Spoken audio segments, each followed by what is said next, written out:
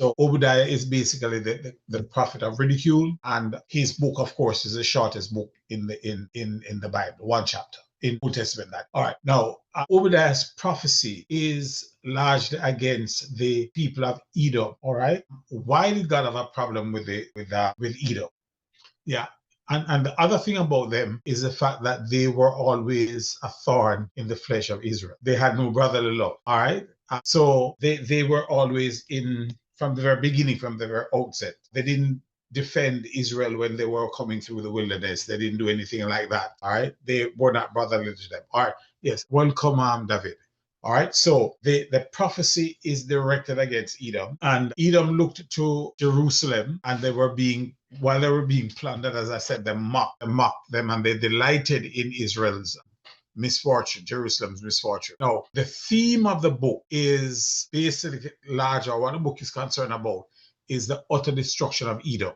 Nothing can save the guilty. They were guilty as charged, and nothing could save this guilty nation. All right.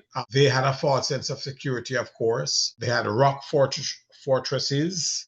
Their cities were impregnable, couldn't go through them. And so that they because of the narrow mountain ranges that they had warriors. And of course, they made a mockery of Israel. Now, one of the issues in Obadiah that we looked at too is that they were ready. Let me leave that for a while and come back to it. Basically, what they were doing is that they were rich, Edom as well, all right?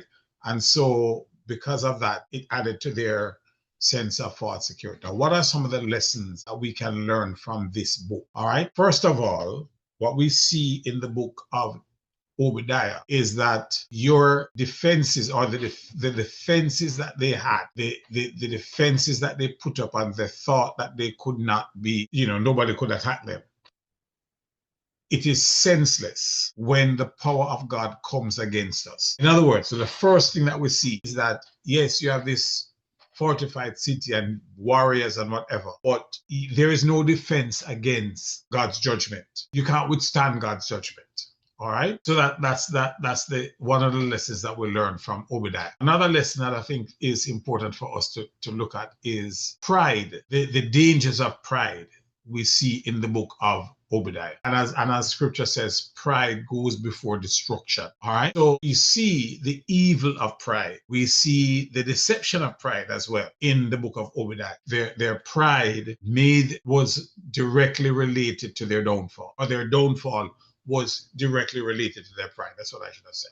All right. Now, one of the other points that I want that we can learn from Obadiah is that the person who is profane, the person who has no respect, no fear of God, they cannot expect to find favor from the hand of God. They cannot find favor with God when they have never loved God. Most of you might know that, or may not know. Well, I taught English for all of my life. And I don't know if any of the book Great Expectations by Charles Dickens. Now, in that book, there is Miss Havisham who got jilted by her husband. He was to marry her at 9 o'clock and he doesn't show up. And he doesn't show up because he's arrested. Now, she has a girl that she's looking after called Estella. And when Miss Havisham was lonely and needed some comfort and help, she says to Estella, "Why can't you love me?" And Estella replies, "Because you did not teach me how to love." Right? She developed Estella into a bitter young girl. And so Estella, when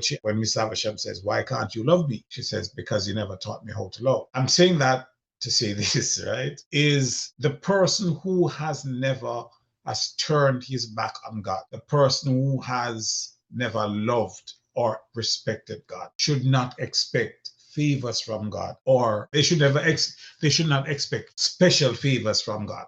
That's what Obadiah teaches us, because of course these people, Edom, they disrespected God. And so when their trial came, the day of their trial came, they could not expect to be spared, as in the case of Hezekiah in Isaiah. All right. The other thing that we want to look at when we come to the book of Obadiah is that God can be depended on to reveal his righteousness at his own time and in his own time. That God can be expected to reveal his righteousness at the time, at his expected time. So that is one of the lessons that we can learn from the book of Obadiah. All right. I don't know if anybody wants to talk about, anybody has anything that they want to look at in Obadiah.